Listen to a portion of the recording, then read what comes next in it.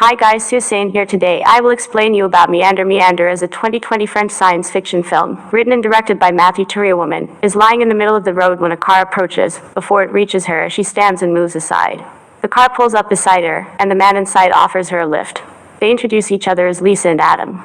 She notices he has a tattoo of a cross on his hand. They speak, and Lisa reveals her daughter Nina had died, and today would have been her 9th birthday. After a while, Lisa turns on the radio and hears a report of a man who has murdered 2 people.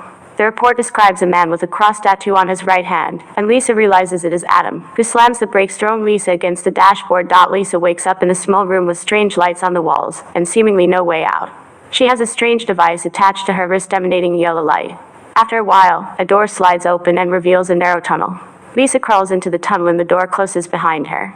The device on her wrist sounds an alarm and a timer briefly flashes showing 11 minutes, counting down. Lisa crawls to the tunnel, overcoming various obstacles like an incredibly narrow passage she must squeeze through, a platform that begins to slowly rise and almost crushes her against the ceiling, a rotting body blocking her way that falls apart. As she tries to move at one point, the tunnel ahead of her is blocked, and the device on her wrist glows red and begins to count down from 60.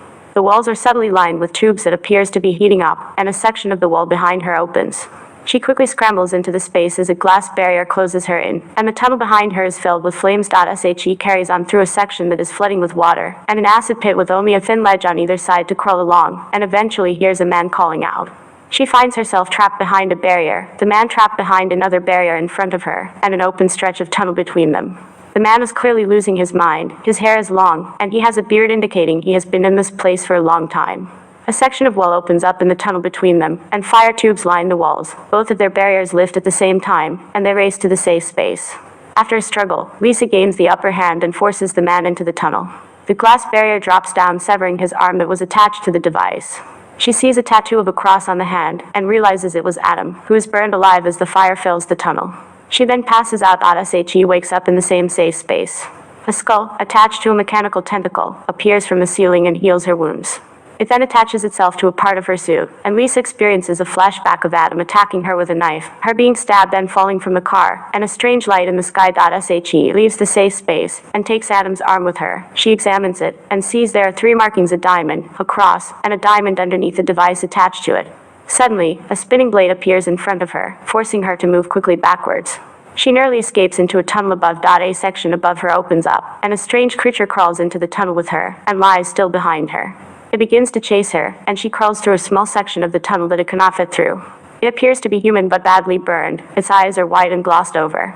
It's missing an arm, hinting that it is Adam, reanimated somehow.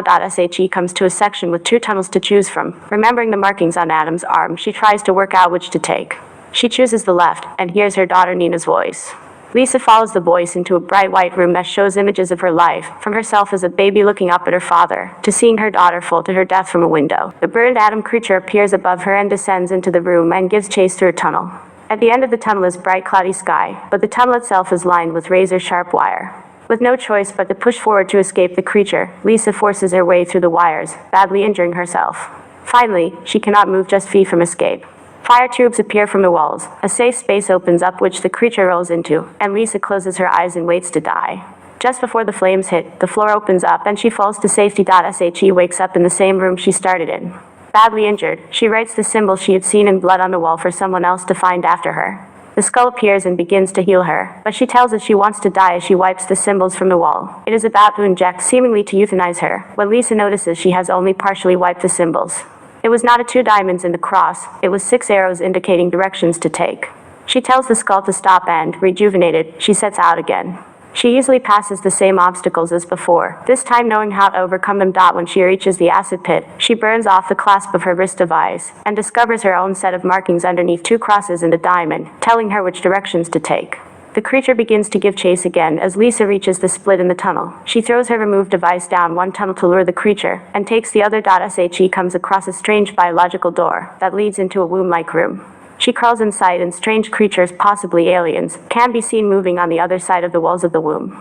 She leaves the womb by another exit and enters a similar room, where she notices her wrist device on the floor, and the creature stuck in a door ahead of her.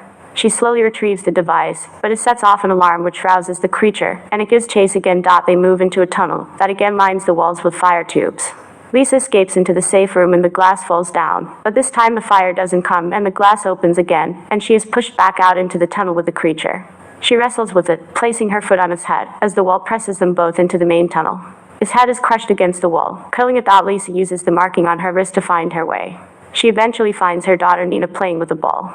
She realizes her daughter is not real, and tells her she has to leave another way. The daughter hugs her, telling her, "I'm proud of you, Lisa." "We all are," then disappears. Lisa crawls into one final tunnel with 3 blades falling at faster intervals.